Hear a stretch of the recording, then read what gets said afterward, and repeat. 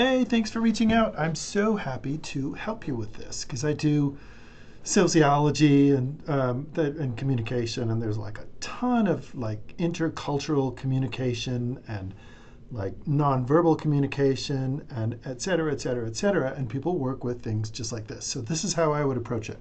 So first thing, when you do a search for something that I'm not going to pronounce it, Sibnik cap. Okay, I pronounced it. If it's more than one word, you would look for it in quote marks, right? And then I went to Gemini and I'm like, well, does it have another name? Ibenska kapa. So I would do an or and then put that in quotes. But I did this search already. And there's like, there's one thing. And this is where we like panic and we go to Cranberger and eat too much. And well, that's what I would do. So, I mean, you could look this up, but it's kind of lame, isn't it? If you're looking for scholarly articles or you're looking for more in-depth, this might be just something like an encyclopedia or something like that. So how do we get around this problem? Well, there's actually a little bit of cues in here. So clothes tell stories, clothing artifacts, people, maybe there's like identities, cultural codes, et cetera, et cetera, et cetera. So what I did is when you're doing any kind of research, sometimes you look at an individual moment of it that represents everything, and sometimes you get a lot of stuff and sometimes you get nothing, and you have to back out to what this belongs to. So I looked up again in Gemini, is this cap part of a cultural heritage? Those are two loaded words. Heritage is generally referred to like the history, and culture is a group of people who identify with each other and share common values and beliefs. So cultural and heritage kind of mixed together. They're really loaded words though. So don't worry about that. So I was just like, okay, is this cap part of a heritage? And it's like, oh yeah, Croatia and cultural heritage. First tip, you could go and do Croatia and culture or heritage, and you could look for things, and you could, without naming the cap, you could talk about things that are related. So let me show you what I mean. This might be a little lame, so. Croatia, oh, I forget. So there's going to be things in other languages too, so I'd translate Croatia. And maybe culture or heritage or community or identity. These are all sociological terms. And then let's go into clothing. So instead of looking for that cap in particular, let's look at let's do clothing or dress. Sometimes they talk about not like a dress, but dress is like a generic. Hey! Then there's tradition. Ooh, did I do tradition? I could add that too. Cultural heritage, tradition.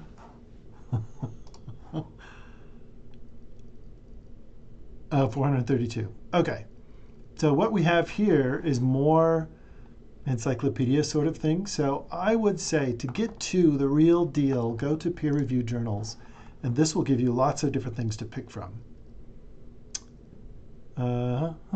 So it's related to, of course, Serbia and Croatia. They're always mentioned in the same sentence. Ooh, costume. And then, so I was getting kind of like in the weeds here. So there's like political things. So let's do things that are in the title. So it's like the most important thing instead of just like showing up somewhere.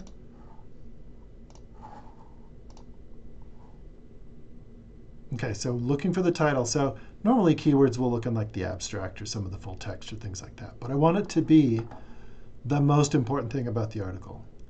No records found, and this is where I might have to back out and say, what is the most important thing? I want the title maybe these other ones can be anywhere. So we kind of like, it's kind of like running back and forth trying to sample something. Yeah, 78. And in peer-reviewed journals, hey, look at that. Folk costume. So you could talk about Croatia and folk costume. Here's that political one. Ooh, beauty elections in Slavonia. National costume in a region. So they're, instead of Croatia being a social construction of an area, maybe there's smaller areas like Imotski or Slavonia. So what you would do is you would look for different little bits and pieces of these articles, and you would complement it with stuff from the open web. Croatian, let's see, cultural clothing. So what you would do, so there's, oh yeah, Croatian traditional clothing. So you could find all of the things like this, and then go back in and look for keywords related to it and have these little bits and pieces. But it's going to be a back and forth sort of a thing, and it's going to be tied up with Croatian identity. But let's just look at Croatia, clothing, dress, or costume. And let's put both of those in the title. Hey, 32. I always save the best for last. Yeah, look at that. Folk costumes in Croatia. That article. Oh, livestock guarding dogs. Red dress day.